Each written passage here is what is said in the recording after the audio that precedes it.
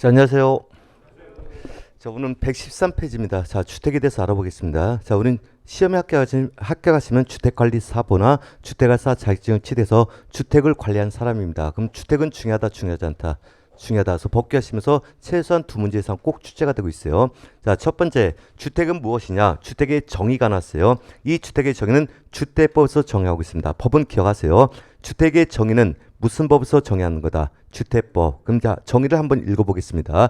무엇을 법에서 주택이라 할 것이냐? 자, 주택이란 세대의 구성원이 장기간 독립된 주거 생활을 할 수 있는 구조로 된 건축물의 전부 또는 일부 및 그 부속 토지를 말하며, 자, 여기서 세대의 구성부터 말하며까지가 주택의 정의가 되어 있고요. 자, 구분을 하겠답니다. 이를 단독주택과 공동주택으로 구분합니다. 이건 구분관계가 되어 있습니다. 그럼 일단 이 주택도 자, 건축법상 건축물에 해당됩니다. 자, 주택 지붕이 있습니까, 없습니까?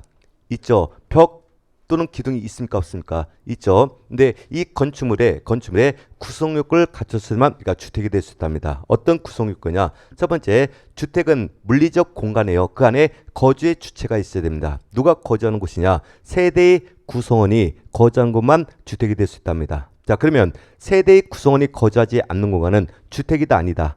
아니란 뜻이죠. 자, 우리 생활 주변에 호텔을 한번 연상해 볼까요? 호텔 안에서도 먹고 자고 할 수 있습니까, 없습니까? 있죠. 그걸 주거한다는 얘기야. 근데 호텔 입장에서는 투숙객들은 그 호텔의 세대의 구성원입니까, 아닙니까? 아니죠. 그러면 주거가 가능하도록 호텔은 주택이 될 수가 없다는 뜻이죠. 반드시 세대의 구성원이 거주한 공간만 주택으로 인정하겠다는 뜻이고, 두 번째, 자, 건축물로서 어떤 구조가 되느냐? 구조는 자, 장기간 독립된 주거세를 할 수 있는 구조다. 자, 여기서 독립된 주거란 건 뭐냐? 세대의 구성원들이 다른 세대의 구성원부터 사생활의 보호를 받을 수 있는 구조가 돼야. 자, 그럼 독립된 주거가 아닐 때는 주택법상 주택이 될 수 있다, 없다? 없다. 그래서 이따 보시면 이제 주택법에서는 독립된 주거를 욕실과 부엌을 갖고 우리가 판단합니다. 욕실과 부엌. 그래서 이따 보시면 그래서 단독 치사 구조를 갖게 되면 독립된 주거로 인정하고, 공동 치사 구조를 갖게 되면 독립된 주거로 인정하지 않습니다. 자, 그러면 우리 생활 주변에 기숙사라는 걸 한번 연상해 볼 거예요. 기숙사. 자, 기숙사 안에서도 먹고 자고 할 수 있습니까, 없습니까? 기숙사 안에서 먹고 자고 할 수 있죠. 주거가 가능한 겁니다. 자, 근데 기숙사는 보세요. 물론 침실은 독립됐지만, 자, 치사는 자, 우리가 자, 공동 치사 구조를 갖고 있죠. 자, 그럼 독립된 구조일까요, 아닐까요? 아니겠죠. 근데 이 주택은 무슨 법에서 정의를 하고 있다고 했습니까? 주택법이죠. 그래서 이따 보시면 특이한 건 기숙사는 건축법령 안에서는 공동주택 안에 포함이 됩니다. 근데 주택법령에 넘으면 공동주택이 아니고 아예 주택으로 인정받지 못합니다. 그래서 반드시 독립된 주거를 갖췄을 때만 주택법상 주택으로 인정하겠다, 이런 뜻을 갖고 있고요. 자, 세 번째, 자, 주택법상 주택은 건축물인데 건축물의 전부가 될 수도 있고 일부도 주택이 될 수가 있답니다. 여기서 전부가 주택이 된다는 뜻은 이런 뜻이에요. 우리 단독주택을 한번 연상해볼까요? 이 단독주택에는 한 세대에 대해서만 소유권을 인정합니다. 그래서 단독주택에는 소유권이 몇 개 인정되더라? 하나. 그래서 전부가 된다. 소유권이 하나가 인정되는, 그러니까 단독주택을 의미하는 거고요. 자, 그러면 아파트를 연상해 볼까요? 아파트는 501호하고 502호의 소유자가 같습니까, 다릅니까? 다르겠죠? 이것을 구분 소유권에 인정됩니다. 그럼 이렇게 일부도 주택이 될 수 있다, 없다? 있다. 501호, 502호 소유자가 달라요. 이걸 직권법에서는 이걸 구분 소유권이 한 거야. 그러니까 이렇게 일부의 소유권이 인정된다. 집합 건물, 아파트를 이해하는 거고. 자, 주상복합도 한번 연상해 볼까요? 주상복합은 대부분 상층분 주택이고 밑에는 그러니까 상가로 구성됐죠. 상가는 주택입니까, 아닙니까? 아니죠. 그럼 이게 하나의 건축물 안에서도 일부도 주택이 될 수가 있다는 뜻을 갖고 있어요. 자, 두 번째, 자, 주택법상 주택은 건축물만을 의미하는 게 아니라 부속 토지까지 포함하는 개념을 갖고 있습니다. 자, 우리나라에서는 집을 구입하면 등기를 몇 개 해야 됩니까? 두 개. 자, 건축물 등기 따로, 대지 등기 따로따로 하잖아요. 그래서 대부분 등기를 두 가지 하다 보니까 우리나라 분들은 대부분 주택 하면은 건축물만을 우리가 연상하고 있단 말이에요. 근데 외국에서는요, 등기 딱 하나로만 끝납니다. 그 때문에 부속 토지까지도 우리가 주택으로 인정하는 개념이 돼요. 이게 우리 시험에 한번 등장했었어요. 어떻게 등장했냐? 한번 OX로 대답 크게 해보세요. 크게. 자, 주택법상 주택은 건축물의 부속 토지는 제한한다. 그죠? 포함하는 개념을 갖고 있는 겁니다. 자, 여기까지가 주택의 정의에서 나중에 이제 키워드는 있어요. 자, 이게 주택의 정의가 우리 신문이나 법규 지문에 종종 객관식에 등장해요. 근데 이게 전체 지문이 나올 땐 다 O가 되는 지문입니다. 전체 지문이 나올 땐 O다 X다. 오, 근데 이걸 나눠서 분자로 물을 땐 X가 될 수 있는데 이 세 번째 지문이 대부분 X가 돼서 나온 지문이에요.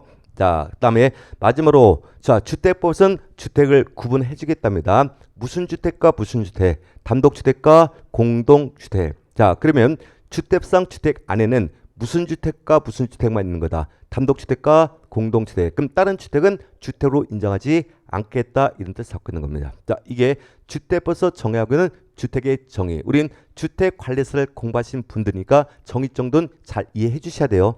암기하는 뜻이라 이해해 주셔야 되는 겁니다. 자, 또 이제 가장 많이 출제가 되는 거 뭐냐? 주택의 종류가 가장 많이 출제가 됩니다. 왜 종류가 많이 나냐? 복잡하기 때문에. 왜 복잡하냐? 법의 종류별로 주택의 종류가 많아집니다. 그럼 첫 번째, 앞에서 주택도 건축물이다, 건축물이 아니다. 건축물이다. 그럼 건축물은 건축법에서 정의를 하고 있어요. 그렇기 때문에 건축법상 주택의 종류가 가장 기본 문제가 돼요. 자, 기본 문제고. 자, 두 번째, 건축법에 보니까 건축물을 용도별로 구분하고 있어요. 용도별로. 그 중에서 29가지 용도가 있습니다. 용도. 그 중에서 주택의 용도 안에는 두 가지 용도가 인정됩니다. 그래서 단독주택의 용도가 있고 공동주택의 용도 구분합니다. 자, 주택의 용도에는 무슨 용도와 무슨 용도가 있다. 단독주택의 용도와 공동주택의 용도를 구분합니다. 자, 그 다음에 건축법 시행령, 대통령령에 보니까 각 용도별로 세부 종류가 있어. 세부 종류. 일단 단독주택의 용도를 구분해 보니까 그 안에 네 가지 종류가 있답니다. 네 가지. 자, 단독주택 안에는 네 가지 종류가 있어요. 단독주택, 다중주택, 다가구주택, 공간으로 구성됐답니다. 자, 건축법령에 보니까 단독주택의 종류가 몇 가지가 있는 겁니까? 네 가지. 한번 불러볼까요? 단독주택, 다중주택, 다가구주택, 공간. 자, 그다음에 공동주택 용도 안에도 네 가지 종류가 있답니다. 네 가지. 아파트와 연립주택과 다주택과 기숙사 있습니다. 자, 공동주택 용도 안에도 몇 가지? 네 가지. 한번 불러보실까요? 아파트, 연립주택, 다주택, 기숙사가 있다. 이게 건축법상 주택의 종류를 구분하는 겁니다. 자, 가장 기본 문제 뭐냐? 얘를 박스에다 집어넣고 단독주택의 종류를 다 찾거나 공동주택의 종류를 다 찾는 문제가 출제가 되는 거야. 근데 이제 키워드는 뭐냐? 자, 무슨 법상이라 했습니까? 건축법령이야. 자, 건축법령에 보니까 단독주택과 공동주택의 종류는 각각 몇 가지 있습니까? 네 가지죠. 이따 보시면 주택법령 안에서는 각각 세 가지씩밖에 존재가 안 됩니다. 그래서 법령에 따라 종류가 달라질 수 있는 거야. 하지만 가장 기본적인 게 건축법상 종류가 중요한 겁니다. 자, 그럼 지금부터 자, 뭘 부었을 거냐? 세부적인 요건. 자, 어떤 걸 우리가 다중주택이라 하는 거고 어떤 게 다가구주택이 그 요건을 보고 찾는 문제가 또 많이 출제가 돼요. 자, 그럼 일단 여기 보니까 앞에도 단독주택이 있고 뒤에도 단독주택이 있죠. 자, 좀 개념이 다른 겁니다. 앞에는 단독주택은 용도를 의미하는 거야. 용도. 즉 이 네 가지 소유권이 하나인 주택의 전체 개념을 갖는 거고 자, 뒤에는 단독주택은 협의 개념의 단독주택. 즉 우리가 길을 가다 보면 1층짜리, 2층짜리 한옥집이나 양옥집이죠. 그 개념을 갖는 게 뒤에 있는 협의 개념의 단독주택 우리가 뜻을 갖고 있어요. 그럼 넘어가서 이제 세부적인 요건을 한번 보겠습니다. 자, 근데 그걸 보기 전에 이따 주택의 규모를 우리가 구분할 때 이제 자, 층수를 갖고 따지는 게 있어요. 근데 우리가 저번 주에 설명했듯이 건축의 층수는 층이란 개념이 있고 계층이란 개념이 나눠진다 했죠. 자, 지상층만 따질 땐 뭐라 표현하고 층, 지하층까지 포함하는 것은 계층이라 했죠. 그럼 이 건축은 몇 층짜리 건축입니까? 3층짜리. 몇 개층 건축입니다? 5개층. 그래서 층과 계층 개념이 다른 거야. 그래서 계층은 원칙적으로 지하층을 포함하는 개념을 갖고 있는 겁니다. 자, 이제 필로티 구조라는 게 있어요. 필로티 구조. 요즘 아파트에 가보면 1층을 기둥이나 벽식으로 만들어서 비워놓고 다른 공간을 이용하는 게 있죠. 이것을 무슨 구조라는 겁니까? 필로티 구조라만 이해하세요. 자, 그럼 첫 번째, 자, 강의 개념의 단독주택 안에 이제 자, 종류별로 이제 세부 종류별로 요건이에요. 자, 첫 번째, 자, 협의 개념의 단독주택. 근데 법에서는 별도로 협의 개념의 단독주택은 요건을 제시하지 않고 있어요. 근데 이건 상식적인 문제입니다. 우리가 길을 지나다 보면 1층짜리, 2층짜리 한옥집이나 양옥집 보이죠? 이걸 무엇이란다? 단독주택. 무엇이란다? 단독주택. 이런 개념을 갖고 있는 겁니다. 자, 넘어갑니다. 두 번째, 다중주택입니다. 다중주택. 근데 특이한 건 제가 담당하는 과목은 공동주택 관리 실무입니다. 그럼 여러분들은 소장님이 되시면 무엇을 관리하는 사람이다? 공동주택. 그러면 단독주택은 중요합니까? 중요하지 않습니까? 원칙은 중요한 게 없어요. 근데 이 중에서 다중주택과 다가구주택은 종종 출제가 됩니다. 왜 그러냐? 공동주택과 구분하기 위해서 이제 종종 출제가 돼요. 자, 그럼 다중주택이란 용어가 나오는데 올해 좀 개정이 됐어요. 얘가 많이 개정됐어요. 다중주택이란 다음의 요건을 모두 갖춘 주택을 다중주택이라 합니다. 그럼 이 중에서 한 가지 요건이라도 충족하지 못하게 되면 다중주택입니까? 아닙니까? 아니, 이제 네 가지 요건이 있어요. 첫 번째, 자, 학생 또는 직장 등 여러 사람이 장기간 거주할 수 있는 구조되는 것. 원칙은 주택은 세대의 구성원이 거주하는 공간이죠.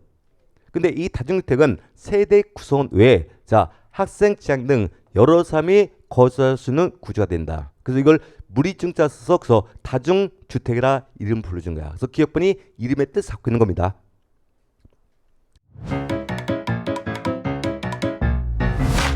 에듀윌 유료 회원만의 명품 교수 서비스.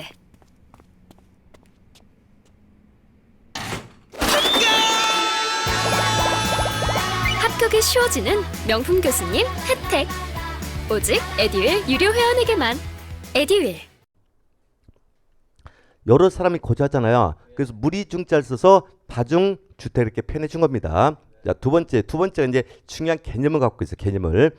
자, 독립된 주거 형태를 갖추지 아니한 거. 자, 그럼 다중주택은 독립된 주거 형태입니까? 아닙니까? 아니란 얘기죠. 그러면 독립된 주거 형태를 갖추게 되면 다중주택입니까? 아닙니까?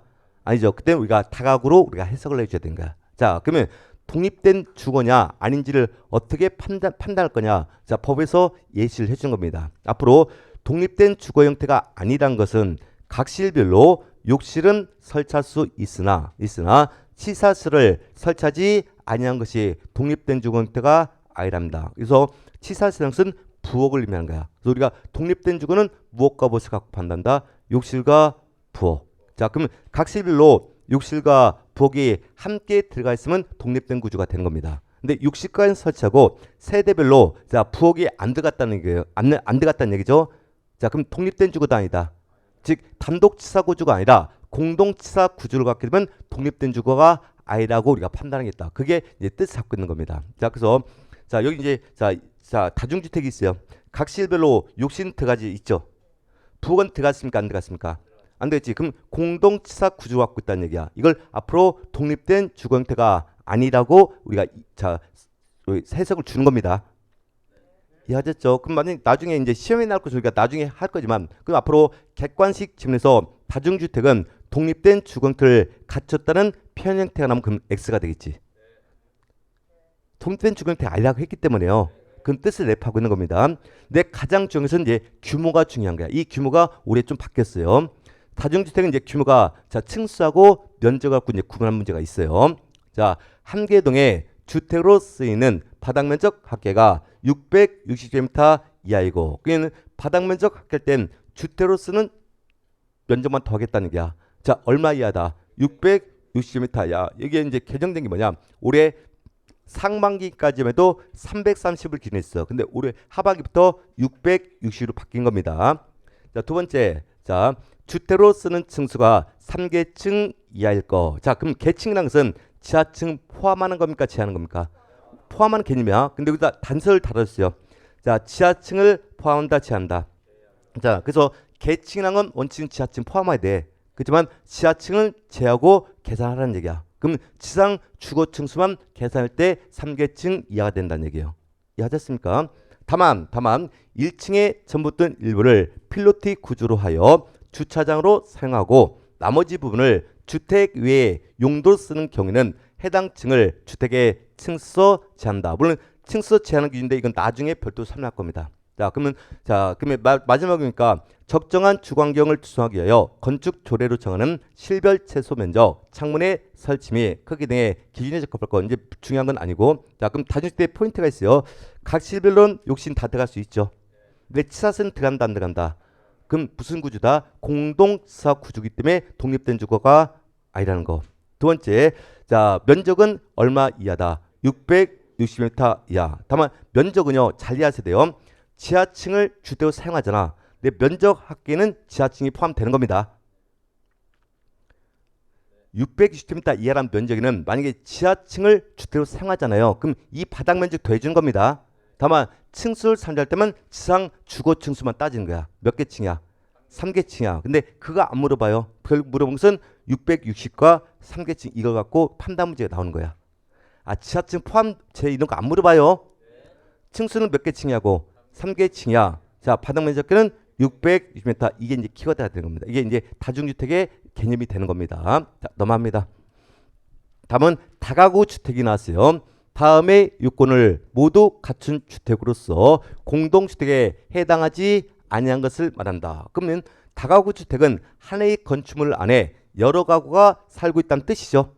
뜻인데 공동주택에 해당하지 아니한다고 한 번 더 강조를 해줬습니다. 그럼 단독주택, 공동주택, 단독주택. 그러면 이 다가구란 건축물 안에는 여러 가구가 살고 있더라도 단독주택이니까 소유권은 하나만 인정이 되는 겁니다. 가구별로 인정하는 게 아니라 소유권은 하나만 인정이 된다 이런 뜻을 갖고 있어요. 아, 단독주택은 소유권이 하나인 주택이에요. 이해하셨습니까? 자, 여러 가구 살더라도 소유권은 결국 몇 개다? 하나밖에 인정이 안 돼. 그래서 단독주택이 가 있는 겁니다. 첫 번째, 자, 주택으로 쓰는 층수, 지하층을 제한 층수가 3개 층 이하일 거. 그럼 지상 주거 층수가 몇 개 층이야? 3개 층 이하. 3개 층이야. 자, 두 번째, 지금 뭐 책에다 표시 안 해도 상관없어요. 시험에 나올 거는 기본소득 할 때 할 거니까 그냥 개념만 이해하세요. 두 번째, 한 개 동에 주택으로 쓰는 바닥 면적 합계가 660m 이하일 거. 자, 얼마 이하다? 660m 이하. 그럼 여기까지는 다중하고 똑같죠? 똑같죠? 자, 세 번째, 특이한 건 세대수를 제한합니다. 19세대 이하가 거주가 되대. 몇 세대 이하다? 자, 그럼 여기서 자, 항상 이 법에서 세대라고 표현한 것은 세대별로 독립된 주거 형태를 갖추고 있다는 거야. 그럼 세대별로 욕실도 들어가 있고 부엌도 다 들어가 있다는 얘기야. 이게 몇 세대 이하다? 19세대 이하. 자, 그러면 다가구 주택은 19세대가 거주하더라도 자, 소유권은 몇 개만 인정된다? 하나만 인정되지 19세대 모두 인정하지 않는다는 뜻이야. 만약에 19세대가 거주하는데 세대별로 구분 소유권이 다 인정되잖아요. then 다가구하라 다세대 주택으로 해석을 해줘야 돼. 이해하셨습니까? 자, 그럼 여기서 볼까요? 자, 그럼 A번과 B번을 가지고 B번을 갖고 다중과 다가구는 구분이 됩니까 안 됩니까? 안 되죠. 자, 그럼 다가구와 다중주택의 구분의 시력은 무엇일까? 세대입니까? 세대수가 아닙니다. 독립된 주거냐 아닌지가 판단 기준이 된 거야. 물론 세대수 여긴 제한이 있어요. 근데 다중과 다가구의 차이점은 뭐냐? 독립된 구조냐 독립된 구조가 아닌지 갖고 우리가 판단되는 겁니다. 얘는 19세대가 거주한다고 했잖아요. 그럼 세대별로 독립된 구조가 갖고 있다는 얘기예요. 근데 다중주택은 독립된 구조도 아니다. 그럼 다중과 다가구의 차이점은 독립된 구조 갖고 판단하는 겁니다. 끄덕끄덕 좀 해주세요. 응? 자, 첫 번째 그 점 볼까요? 다가구 주택은 층수는 지상 주거 층수만 따지는 겁니다. 몇 개 층? 3개점. 뭐 필로티 구조에서 주장할 때 층수 주장은 건 나중에 설명해 줄 겁니다. 자, 그러면 바닥면 합계는 지하층 포함해서 얼마다? 620m 이하고 태경은 세대수까지 제한돼갑니다. 몇 세대야? 19세대 이하가 구조돼요. 자, 그러면 그러면 다가구는 만약에 이 건물 안에 현재 4세대가 살고 있었어요. 지금 살고 있는 상태라도 소유권은 건물주 한 사람한테 인정이 되는 거야. 나머지 세대는 다 세입자로 구성된 것을 다가구 주택을 인정하는 겁니다. 만약에 이 세대별로 구분 소유권이 다 인정되잖아요. 그땐 단독주택이라 공동주택으로 가야 돼. 그땐 해석상 다세대 주택으로 해석이 될 수 있는 겁니다. 이해하셨죠? 자, 두 번째. 자, 다중주택과 다가구 주택의 차이점이요. 층수 3개 층 이하로 똑같죠. 자, 바닥 면적 합계 660제곱미터 이하 똑같죠. 자, 그럼 자, 주거 형태 얘는 비독립 가구죠. 독립된 주거 형태 아니잖아. 얘는 세대별로 독립된 구조가 되죠. 자, 그러면 결국은 차이점은 뭐냐? 개별치사 불가능. 얘는 개별치사 가능. 이게 다중과 다가구의 차이점이 되는 겁니다. 그래서 다중과 다가구의 차이점은 면적, 층수가 아니에요. 독립된 구조인지 아닌지 갖고 다중과 다가구로 분류할 수 있다. 이건 제가 해석하는 게 아니라 법령에서 그 해석을 해주는 거예요. 이해하셨습니까? 자, 넘어갑니다. 자, 공간이 나왔어. 공간. 자, 공간도 요건은 제시하지 않는데 우리가 다 알고 있는 거죠. 시장 관사 또는 법원장 관사 등을 공간이 하는 겁니다. 자, 그러면 공간은 공공 건물이라도 단독주택이다, 공동주택이다. 단독주택이라만 이해하세요. 자, 넘어갑니다. 이제 공동주택으로 넘어갑니다. 드디어 나왔어요. 공동주택. 뭐 굉장히 뭐 단순인데 이거 볼 필요 없어. 나중에 설명해 줄 거니까. 다음에 여기서도 층수를 설정할 땐 지하층은 제한다. 그럼 앞으로 모든 주택에서 층수가 계층이 나올 때는 원칙은 지하층이 포함하는 층수지만 층수를 선정할 때는 지하층수는 제한다. 이런 뜻 다 갖고 있습니다. 그렇게 이해하세요. 자, 드디어 나왔습니다. 아파트. 근데 우리 시험 출제에서는 아파트가 거의 출제되지 않습니다. 우리 관리 대상물 중에 아파트가 가장 많지만 그러면 가장 단순하기 때문에 그래서 이제 우리 목표는 무엇이라 했습니까? 그쵸. 우리 목표는 합격이 아니라 명품 소장이 목표를 했어요. 자, 그럼 25회 학교에서 우리는 명품 소장님 돼 있죠. 그럼 소장님들도 모임 할까 안 할까? 합니다. 하고 나중에 끝나고 이제 소주 한잔하고 노래방 간단 말이야. 그럼 우리 주제가로 마무리하는 겁니다. 우리 주제가는 윤술의 아파트입니다. 아파트. 그래서 평상시 아파트 꼭 연습해 놓으세요. 마무리 우리 주제가로 끝나야 될 거 아니에요. 우리 주제가는 무엇이다? 아파트입니다. 우리 관리 대상물 중에 가장 많은 거니까. 근데 시험 출제는 잘 안 돼요. 이게 단순합니다. 주택으로 쓰는 층수가 5개층 이상이면 무조건 아파트를 가요. 얘는 면적을 따진다 안 따진다? 안 따져요. 자, 주택을 쓰는 지상층의 층수가 5개층 이상이면 면적 관계수 기준 아파트로 갑니다. 몇 개층? 5개층. 그래서 단순하기 때문에 출제를 안 해. 근데 대부분 출제가 되는 건 뭐냐? 연립주택하고 다세대 주택이 주로 출제가 돼요. 그러면 그 요건에 글자 숫자를 세보면 똑같아. 연립과 다세대 요건이 딱 두 자 차이입니다. 초과냐 이하냐 그 차이 갖고 우리가 구분하는 거야. 자, 그러면 연립주택을 한번 읽어볼게요. 자, 주택으로 쓰는 한개동의 바닥면적. 근데 바닥면적고 가르고 이런 단서가 있네요. 2개 이상의 동을 지하 주차장으로 연결한 경우에 각각의 동으로 본다. 이건 이따 그림 갖고 해석해 줄게요. 자, 바닥면적 합계가 660m 기준서. 자, 이건 620이 키워다니요. 초과다 이하다. 초과. 여긴 초과가 포인트야. 초과고 층수는 4개층 이하다. 층수는 당연해야 돼요. 5개층부터 뭐니까 아파트가 4개층 이하입니다. 자, 초과 이하. 초과. 자, 다세대. 자, 연립주택 이제 볼까요? 자, 지상 주거 층수는 몇 개층이야? 4개층 이하. 자, 이 면적 합계가 660m 초과예요. 초과. 자, 다세대 주택으로 넘어갑니다. 자, 그럼 여기서 조금 전에 이런 게 있죠.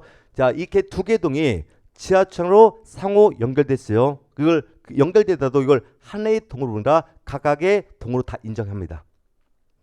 2개 동이 지하철로 이렇게 상호 연결됐잖아요. 근데 이걸 하나로 보겠다, 각각으로 보겠다. 그때는 각각으로 인정한다 뜻을 갖고 있어. 중요한 게 아니니까 그냥 넘어갑니다. 자, 다세대 주택이에요. 자, 주택으로 쓰는 한개 동의 바닥 면적 합계가 660m 긴서 초과다 이하다. 자, 이하이고 층수가 4개층 이하인 주택 가르고 2개 이상 동을 지하 주차장으로 연결한 경우에는 각각의 동으로 본다. 자, 보세요. 자, 연립주택과 다세대주택은요. 이 요건 글자 개수 씌어보면 똑같아요. 똑같아. 근데 차이점 뭐냐? 초과 이하 이 차이점이야. 자, 그러면 다가구 다세대주택과 연립주택의 구분의 실익이 있어야 돼. 자, 층수 갖고 구분할 수 있을까 없을까요? 없겠죠. 똑같이 4개층이니까. 그럼 결국은 구분의 실익은 면적이 되겠죠. 자, 얼마를 기준해서 610을 해서 초과되면 연립, 이하가 되면 다세대 주택이 되는 겁니다. 자, 그러면 아파트를 연립주택이나 다세대 주택과 구분할 수는 실익이 있어야 돼. 자, 면적 갖고 구분할 수 있을까 없을까요? 없겠죠. 아파트를 연립주택이나 다세대 주택과 구분할 땐 층수가 구분이 되는 거야.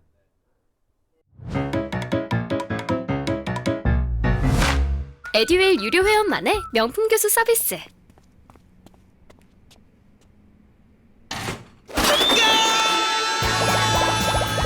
합격이 쉬워지는 명품 교수님 혜택. 오직 에듀윌 유료 회원에게만. 에듀윌. 그렇잖아요. 그래서 다세대 주택 볼까요? 지상 주거 층수는 4개층 이하입니다. 그리고 자 바닥 면적은 얼마다? 660m 이하. 이걸 다세대 주택이야. 다세대 주택. 자, 그럼 넘어가서 그럼 다세대 주택은 뭐예요? 자, 여기 현재 네 세대가 살고 있어. 얘는 공동주택입니까? 단독주택입니까? 공동주택이죠. 그럼 각 세대별로 다 소유권이 다 인정돼. 그러니까 세대별로 주인이 사는 공간이야. 살고 있잖아. 그러면 우리가 다가구 주택과 다세대 주택을 또 구분하는 실익이 있어야 돼. 물론 층에서 3계층 이하와 4계층 이하는 차이점은 있어요. 근데 다가구와 다세대의 차이점은 구분 실익은 소유권 차이야. 그 건물에 소유권이 하나 인정되면 다가구, 세대별로 구분 소유권 인정되면 다세대 주택 불리는 거야. 물론 자 층수 차이는 있지만, 그래서 다가구 다세대의 구분 실익은 층수하라 소유권 갖고 우리가 구분하는 겁니다. 소유권. 자, 이제 기숙사가 나왔어요. 기숙사. 자, 학교 또는 공장 등의 학생 또는 종업원 등을 위하여 쓰는 것으로서 한 개 동의 공동치사시설 이용 세대 수가 전체의 50% 이상인 것은 기숙사로 분류하겠답니다. 이건 면적 층수하라 공동치사시설 이용 세대 수가 전체 몇 퍼센트가 되면 그때는 기숙사로 분류하겠다. 그러면 공동치사시설 이용 세대가 많다는 얘기죠. 더 많다는 얘기잖아. 그럼 결국은 독립된 구조도 아니다. 아니다 이런 뜻을 갖고 있는 겁니다.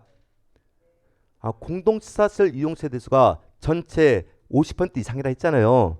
그럼 공동치사 구장에서는 독립된 구조도 아니다. 아니라는 뜻을 내포하고 있는 겁니다. 그냥 넘어가요. 넘어갑니다. 자, 이렇게 설명했지만 뭐니 해도 가장 중요한 것은 규모를 갖고 분류한 게 가장 중요한 겁니다. 규모. 한번 볼까요? 머릿속에 연상하는 겁니다. 주택의 규모 비교가 있습니다. 자, 아파트는 면적은 안 따지는 거죠. 무엇을 가지고? 층수가 몇 개층 이상? 5개층 이상. 자, 연립주택은 면적을 한번 생각해 봐야 되죠. 자, 얼마 기준합니까? 620을 기준해서 초과합니까? 이하입니까? 초과. 층수는 4개층 이하. 자, 다세대 주택도 면적은 660을 기준해서 초과합니까? 이하입니까? 이하. 층수는 4개층 이하. 그래서 구분의 실익을 따져야 어차피 구분의 실익을 바꿔서 정답 끄집어내는 거니까. 자, 아파트를 연립주택이나 다세대주택과 비교할 때는 무엇이 구분의 실익이 되는 겁니까? 층수. 그래서 대부분 이제 연립과 다세대다 이제 5계층을 바꿔서 이를 X치 문제가 나오는 겁니다. 자, 그다음 두 번째 연립주택과 다세대주택의 구분의 실익은 무엇이 되는 겁니까? 면적에서 초과와 이하. 그러니까 시험에도 초과 이하를 바꿔서 출제하는 겁니다. 이해했어요? 근데 구분의 실익을 갖고서나 키워드가 돼서 정답이 나오는 겁니다. 어차피 시험에서는. 자, 일단 여기까지는 공동주택이고 다가구주택은 단독주택이죠. 얘는 면적도 기준해야 돼요. 면적 얼마다? 660m 이하. 층수는 3계층 이하. 자, 그러면 다세대주택과 다가구주택의 구분의 실익은 무엇을 갖고 구분한다? 조금 차이인데 층수라 소유권을 갖고 따진 거예요. 물론 층수의 차이점이 있어요. 근데 다세대도 3계층짜리가 될 수 있어 없어? 있는 거지. 4계층이니까 3계층짜리도 존재할 수 있는 거잖아. 그러면 구분의 식은 소유권 관계가 되는 겁니다. 그래서 각 세대별로 이렇게 주인 한 사람 한 사람에게 다 구분 소유권 인정할 땐 다세대. 건축물에 주인 한 사람에게만 인정하고 나머지는 세입자라고 정하면 다가구 주택. 그래서 다세대와 다가구는 소유권 관계로 구분하는 겁니다. 소유권 관계로 층수 차이점이 있더라도 다중주택 면적 660m 이하, 층수는 3계층 이하. 자, 그럼 다가구 주택과 다주택은 규모 갖고 분리할 수 있어 없어요? 구분 못하잖아. 그러면은 무엇을 갖고? 독립된 주거 형태를 갖고 구분한 겁니다. 독립된 주거 형태를 갖추게 되면 다가구 주택, 독립된 주거 형태를 갖추지 않게 되면 다중주택이라는 뜻을 갖고 있는 겁니다. 그는 우리가 핵심을 우리가 잘 이해할 줄 아셔야 되는 겁니다. 이게 가장 기본적인 주택의 종류와 요건. 이걸 알아야 돼요. 어차피 주택법에서도 이 기준 중요한 겁니다. 그럼 우리 최종적으로 이따 보면 공동주택 관리법상 공동주택까지 갈 거야. 이게 점차 우리가 준용이 되는 거니까 이 개념 꼭 기억하셔야 돼요. 오케이? 그럼 이따 보면 주택법에서도 아파트라는 용어 나와. 아파트는 건축법 기준을 준용하기 때문에 똑같이 5계층 이상 개념을 다 갖고 있는 겁니다. 넘어갈게요. 자, 넘어서 이제 주택법 등 넘습니다. 주택법상 주택 등의 정의 및 종요. 그럼 일단 주택법상 주택의 정의는 맨 앞에서 했었죠. 그때 무슨 주택과 무슨 주택으로 구분한다. 단독주택과 공동주택으로 구분한다고 맨 앞에 설명했잖아요. 이게 주택법상 주택의 정의예요. 그럼 나머지 이제 지금부터 주택법상 단독주택과 공동주택을 알아보러 갈 겁니다. 네, 정의는 그냥 이해하세요. 주택법에서 정의를 하고 있어요. 무엇을 단독주택이라 할 거냐? 자, 단독주택이란 한 세대가 하나의 건축물 안에서 독립된 주거 생활을 할 수 있는 구조로 된 주택을 말하며. 근데 자, 정의해 보니까 몇 세대가 독립된 주거하는 겁니까? 한 세대. 그렇지만 표현은 한 세대가 거주한 것처럼 느끼지만 여러 세대가 거주 가능합니다. 하지만 그 세대 한 세대에서만 소유권을 인정하는 주택이라는 뜻이야. 꼭 한 세대만 사는 게 아니라 여러 세대도 살 수 있다 없다. 이 또 아까 다가구는 19세대가 거주 가능하잖아. 여러 세대가 살도 한 세대 한에서만 소유권을 인정한다 이런 뜻을 갖고 있는 거예요. 뜻 중요하지 않습니다. 표현을 이렇게 했지만 한 세대 안에서만 소유권을 인정한 주택이라 이런 뜻을 갖고 있다는 얘기예요. 이제 그게 중요한 게 아니라 자, 그 종류와 범위는 대통령령으로 잔다. 그럼 법에서 대통령령 시행에다 의무 주겠다는 거예요. 그래서 시행이 지금 떠들어 보러 가는 겁니다. 위 기억에 따른 단독주택의 종류와 범위는 다음 같다. 그럼 이 종류와 범위는 무슨 법상? 주택법상이야. 근데 주택법상 종류와 범위지만 이것은 건축법을 준용하는 겁니다. 무슨 법을? 건축법을 준용해서 몇 조 몇 항을 되게 준용하는 거야. 근데 건축법 안에서는 단독주택의 종류가 몇 가지가 있었어요. 네 가지 있었지. 근데 주택법은 딱 세 가지만 준용합니다. 단독주택, 다중주택, 다가구주택만 준용해. 그럼 공간은 준용한다 안 한다? 그럼 공간은 주택법상 주택이 아니라는 뜻이 되는 거지. 앞에서 건축법 안에서는 단독주택의 종류가 네 가지가 있잖아요. 그 중에서 주택법 시행에서는 그 규정을 준용하겠다는 얘기야. 준용은 법적 기술로서 빌려다 쓰겠다는 얘기예요. 근데 몇 가지만 빌려오겠다. 세 가지. 그럼 공간은 빌려옵니까? 안 빌려옵니까? 안 빌려오잖아. 그럼 공간은 주택법상 주택이 아니라는 뜻이 되는 거야. 이해하셨어요? 세 가지만 준용하기 때문에. 자, 그래서 보니까 자, 그러면 법령별로 주택의 종류가 같아져 달라져. 다르잖아. 그래서 항상 주택의 종류를 문제할 땐 건축법령이야 주택법인지 우선 체크하고 들어가야 돼요. 그러면 법령에 따라 정답이 달라지기 때문에 그게 키워드가 되는 겁니다. 그래서 항상 공법 강기법령 관리심에서는 항상 문제에서 무슨 법령에 관한 문제다 이렇게 설명을 해줘요. 근데 건축법령이냐 주택법인지 우선 체크해야만 실수하지 않는 겁니다. 공동주택 넘어가요. 자, 공동주택 정의 시험에 안 나와요. 그렇지만 얘 안에 중요한 개념을 갖고 있어. 중요한 개념. 법에서 정의하는 겁니다. 법에서.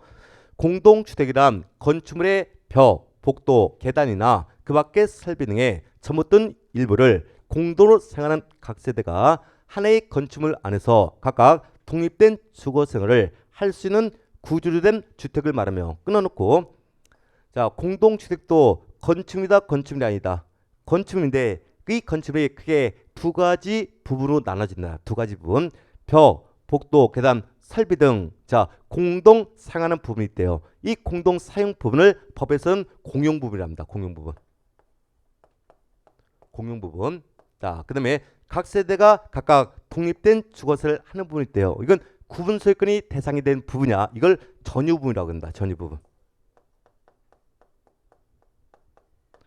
자, 그러면 여긴 중요한 개념이 숨어 있는 겁니다. 자, 공동주택이란 건축물은 이렇게 공용 부분과 전유로 나눠지는 겁니다.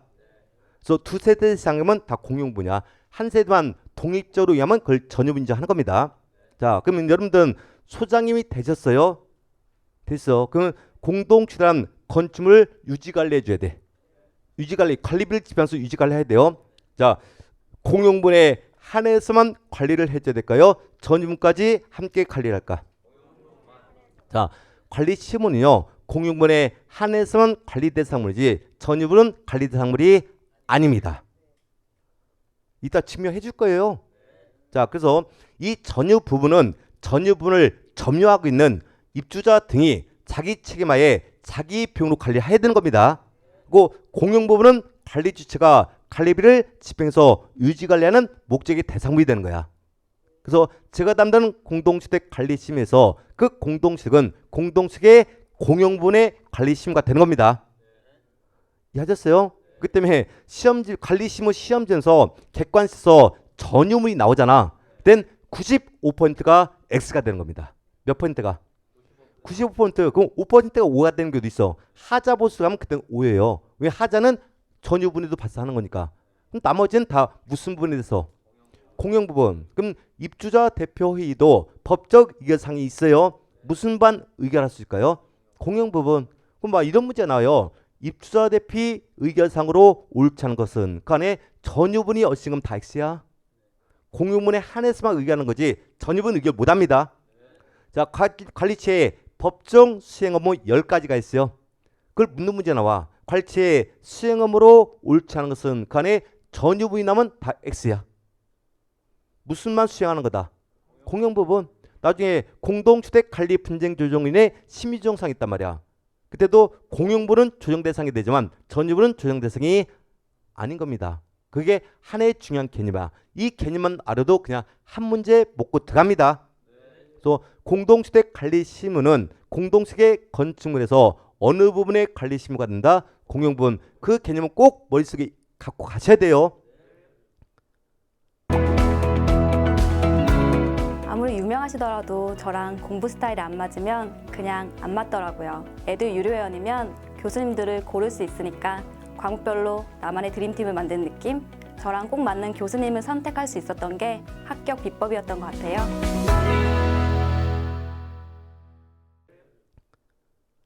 꼭 갖고 하시라. 왜 그렇게 의심의 눈치로 보세요? 응? 자, 각 세대에서 자 화장실 세면기 수도꼭지 고장났다고 관리사무소 전화했습니까? 그 입주민 제정신 아닌 사람이야. 그건 지동 갖고 지하 고치는 거지 관리사무소 전화하는 게 아니에요. 이해하셨습니까? 근데 아파트에도 공중화장실이 있어 없어요? 부대수록 공중화장실이 있어요. 근데 공중화장실에 수도꼭지가 고장났어요. 자, 그럼 누가 고쳐야 될까? 근데 관리사무소이 관리비 중에 수선집으로 고쳐줘야 되는 겁니다. 그게 우리가 가져야 될 앞으로 마인드고 아파트 사시는 입주민들도 알아야 되는 겁니다. 근데 이제 그건 개념이고 이제 중요한 건 이 종류가 중요한 거예요. 종류. 공동식의 종류. 자, 그 종류와 보면은 대통령령으로 잔다. 대통령 시행령에서 종류를 정하겠다는 게야. 근데 시행령 보니까 얘도 건축법 규정을 준용하도록 돼 있어. 건축법. 자, 건축법 안에는 공동식의 종류가 몇 가지가 있습니까? 4가지지. 그래서 딱 3가지만 준용합니다. 3가지. 아파트, 연립주택, 다세대 주택만 준용하고 기숙사는 준용하지 않습니다. 자, 그러면 기숙사라는 것은 건축법령 안에서는 공동주택이죠. 주택법령은 공동주택 아닙니다. 자, 보니까 이 단독주택의 범위, 자, 종류하고 공동주택의 종류가 건축법령하고 주택법령하고 같다 다르다. 그 구분제가 취재하는 거예요. 이해하셨습니까? 그래서 건축법령 안에는 단독주택과 공동주택의 종류가 각각 몇 가지씩 있고요. 4가지. 주택법은 각각 3가지만 존재하는 겁니다. 오케이? 자, 그럼 앞으로 자, 우리 이제 주택법상 공동주택이 중요한 거예요. 나중에 공동주택 관리법에서도 얘를 준용하기 때문에. 그럼 앞으로 자, 주택법 안에서 공동주택한 표현 형태가 많이 나올 겁니다. 그땐 아파트, 연립, 다세대만 의미하는 겁니다. 자, 주택법 본문 안에서 공동주택한 표현 형태가 많이 나올 거예요. 그땐 아파트만 의미하는 게 아니라 아파트, 연립, 다세대 3가지를 다 의미를 갖는 겁니다. 이해하셨죠? 자, 넘어와서 다음은 준주택이에요. 얘도 출제비는 아주 높은 문제 중 하나요. 준주택은 그냥 말 형태로 주택에 준해서만 인정하겠다는 거야. 주택에 준하는 거지 주택은 아니란 뜻이에요. 주택에 준한다. 그럼 주택이다 아니다. 아니다. 자, 준주택이란 주택 외의 건축물과 자, 그럼 준주택은 주택 외의 건축물이라 표현했습니다. 주택입니까 아닙니까? 아닌 거예요. 아니지만 주거실로 이용 가능한 시설은 주택에 준해서 인정은 준주택을 인정하겠다는 거야. 자, 주택은 아니지만 자, 주거 생활이 가능하다 불가능하다? 가능하다. 가능하다. 그때 뭘로 인정한다? 준주택. 그럼 준주택이 날 땐 주택 아닙니다. 아니지만 먹고 자고 할 수 있대요. 주택에 준해서 인정한다. 자, 그러면 그 범위와 종류는 대통령이라고 된다. 그럼 대통령이 떠들어보는 겁니다. 그러면 얘도 건축법 건축물에 용돼서 준용하는 거야. 자, 첫 번째 기숙사가 났어. 기숙사. 자, 이놈의 기숙사는 건축법령 안에서는 무엇이 포함됐어? 공동주택이야. 근데 주택법 보니까 주택이 아닙니다. 주택성 아니 준주택은 주택 아니에요. 근데 목고정은 할 수 있어 없어? 그러니까 주택에 준해서 인자는 거야. 그래서 기획수산할 땐 건축법령이냐 주택법령을 보고 판단하셔야 돼요. 건축법령 안에서는 무엇이고 공동주택, 주택법령은 준주택으로서 주택을 인정하지 않습니다. 법에서 그렇게 해놨어요. 왜냐면 기획수산은 독립된 주거입니까 아닙니까? 아니니까 주택으로 인정하지 않겠다는 거야. 주택법에서는. 자, 두 번째 제2종 근린생활시설 및 숙박시설의 다중생활시설도 준주택이다. 자, 다중생활시설 이제 기억하셔야 돼요. 우리 생활 주변에 고시원이 있습니까 없습니까?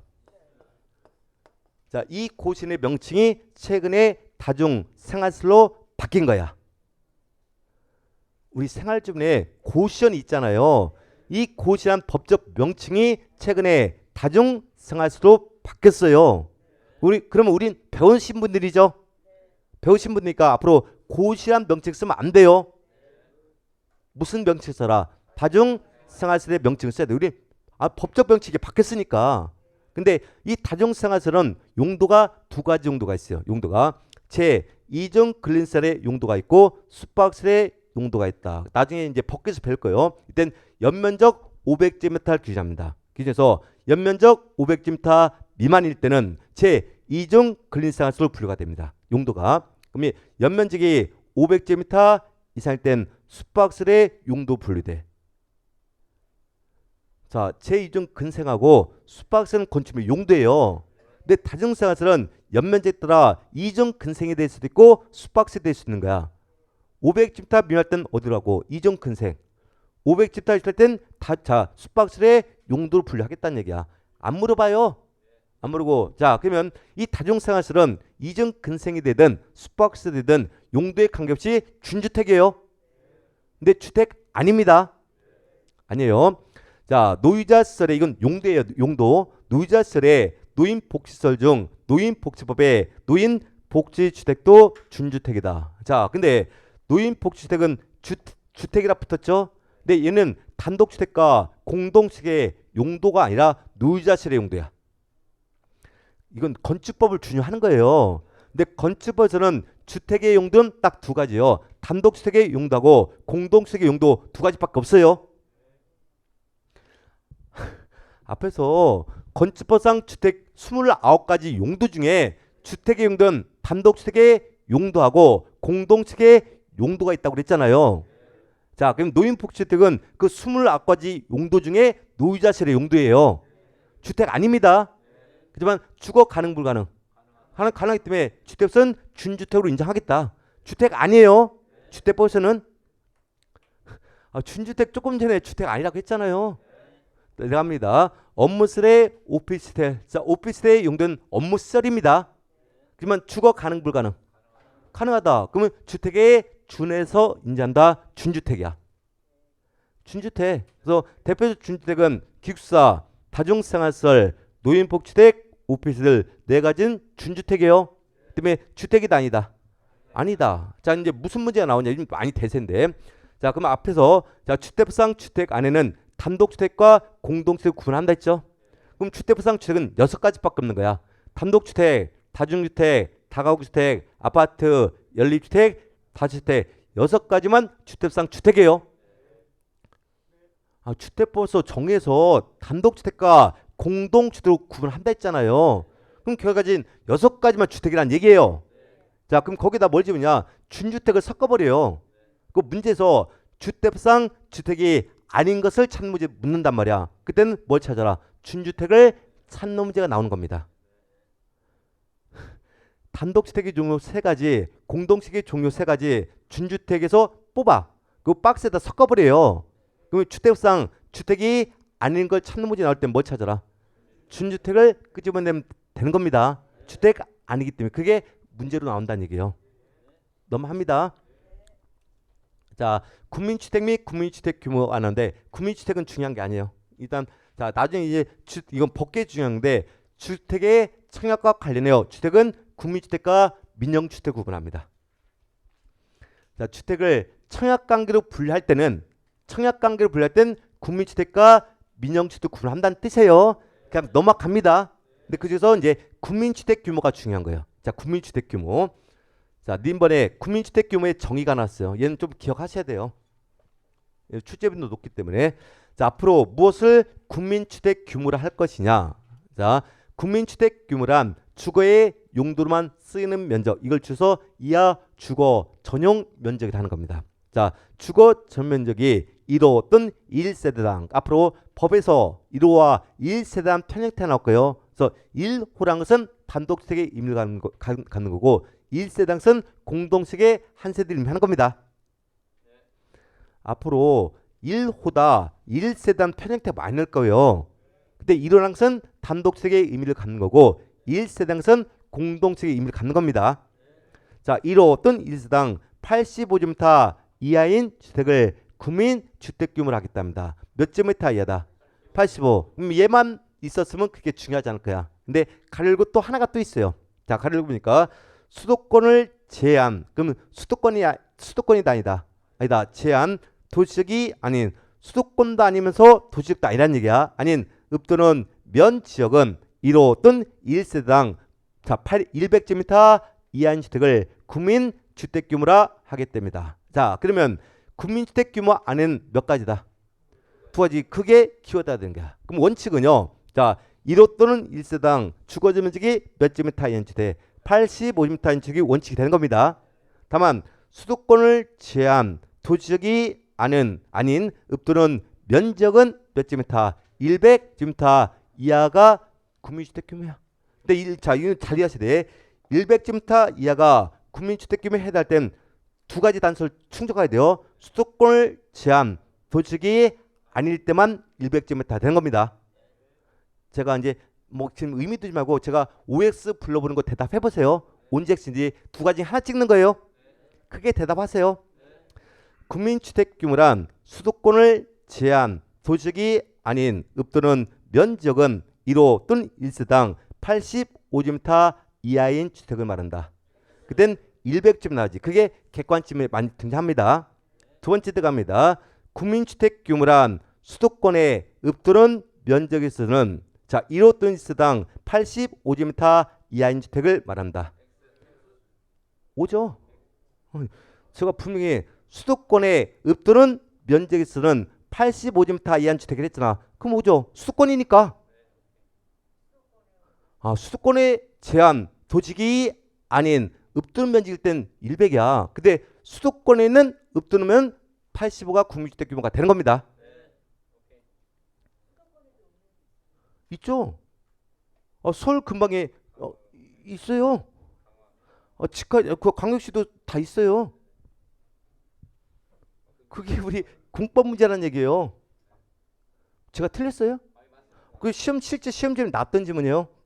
80와 100 구분 쓴 문제가 또 주관식 또 단거 문제 하나야. 그래서 나중에 국민주택 규모는 중요하게 된다면 기억하세요. 중요한다. 넘어서 민영주택 넘어갑니다. 넘어가고 토지임대 분양주택 넘어갑니다. 이건 실무적으로 중요한 거 아니기 때문에 자, 세대 구분형 공동주택부터는 쉬었다 갑니다.